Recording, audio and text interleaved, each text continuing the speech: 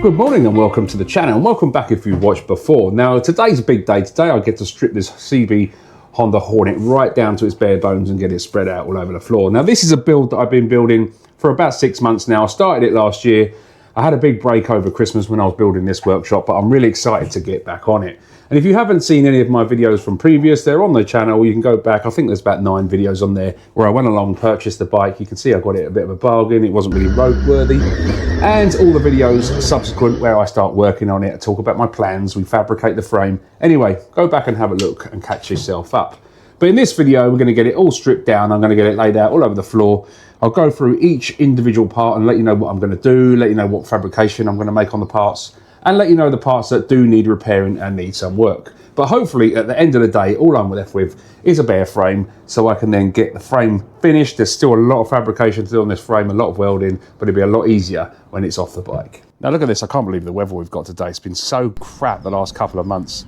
And today it's 11 degrees and it's dry. Hallelujah. So before we undo any nuts and bolts, I'm just going to drain all the fluid out of the radiator, and I'm going to drain all the oil out the engine, just so it's a little bit easier for me to manhandle it around and I've not got fluid dripping all over the place. So please don't look at these videos as a how-to video. I'm a tradie. I'm used to working with bricks and timber, not bikes. I do bikes as a hobby. I've worked on motorbikes for absolute donkey's years, and I'll describe my mechanical knowledge as continually learning.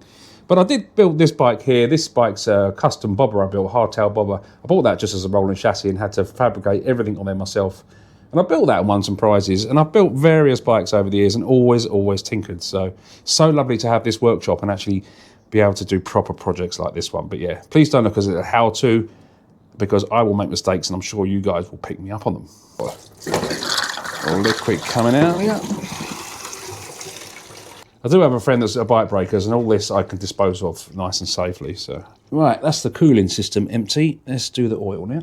Now I bought this thing because I am the messiest worker in the world. If I didn't have this trolley to move around the bike, I would have tools absolutely everywhere. They'd be all over the floor. All right, let's just get rid of the oil out of the engine. So I'm just going to undo that sump plug there, 17mm.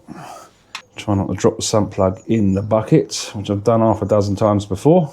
Don't know how long that's been in there.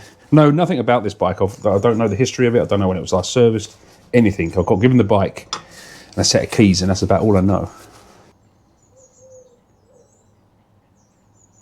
Right, let's carefully get that out of here without spilling it everywhere, and that can be decanted into a bigger tub, and I'll take that down and get that disposed of properly.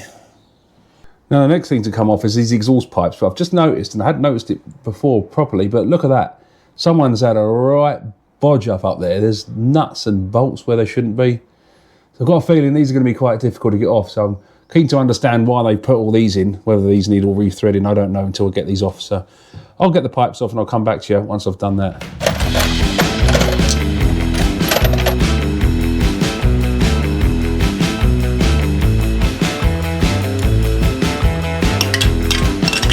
Well, I managed to get all the studs out, but look at these.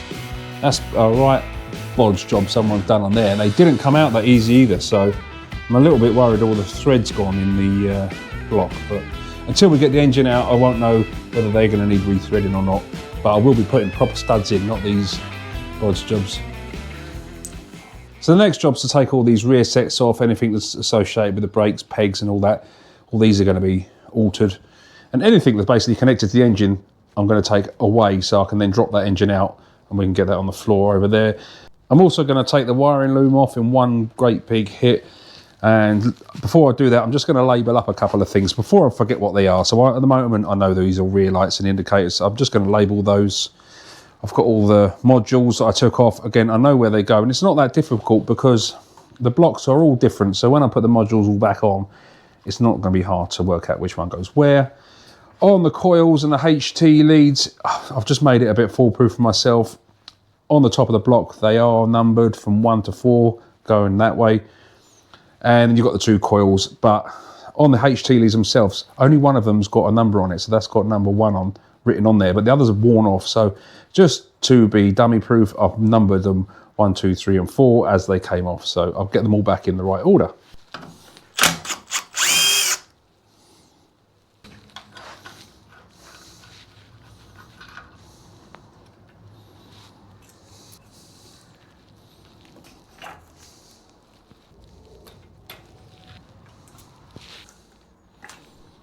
I have got all these tubs under here which I saved, and now each tub is going to be for a different segment of the bike, so I will label them, but it just saves me losing everything, and I'm going to keep spares so they can all go in there. And that should be it. We should be able to lift the whole loom in one piece away. Hang on, one more. So the carbs there. There we go. One loom which we can keep in the box.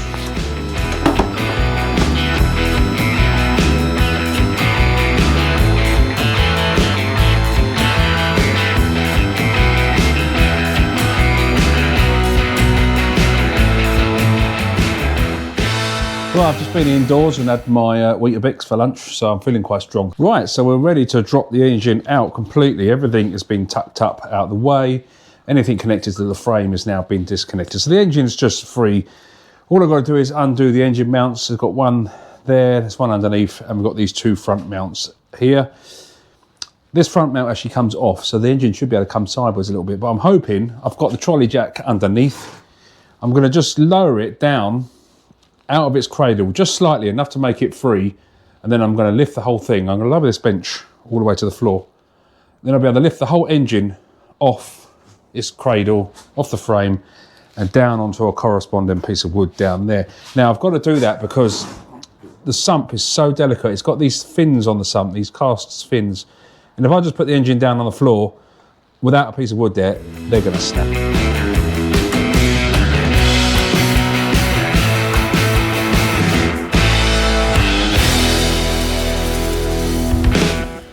Right, just finding somewhere to grab it now, and that's the whole thing. Trying to get it down onto the end of the bench there. I'll use that strap I've just put in. That should help me. On the floor. On its side. Just got to mind those fins because... Lovely. There we go, it weren't too bad. So that can stay there now until I'm ready to deal with the engine itself. Right, let's get this front end off. It's all pretty loose because I have loosened it off previous.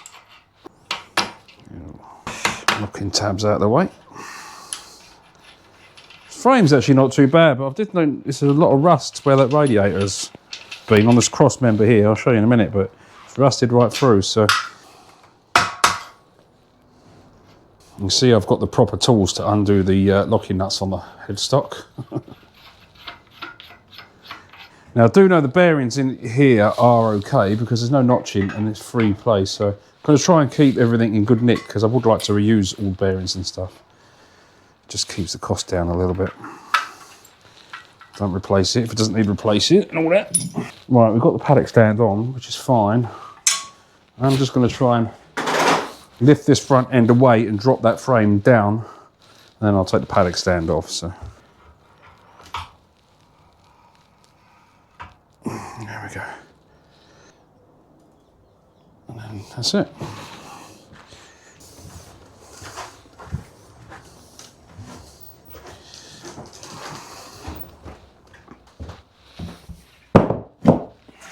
Right, so all that's left to do now is just get that swinging arm away. The shock's going to stay on for now because I have got to cut a couple of loops in this subframe that I made just to get that shock bolt out. I left it like that purposely because I didn't know where that shock bolt was going to end up.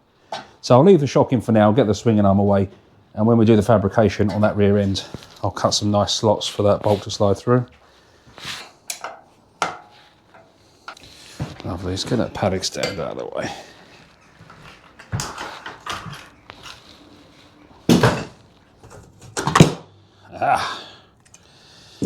Trying to keep all the nuts and bolts together where they come from.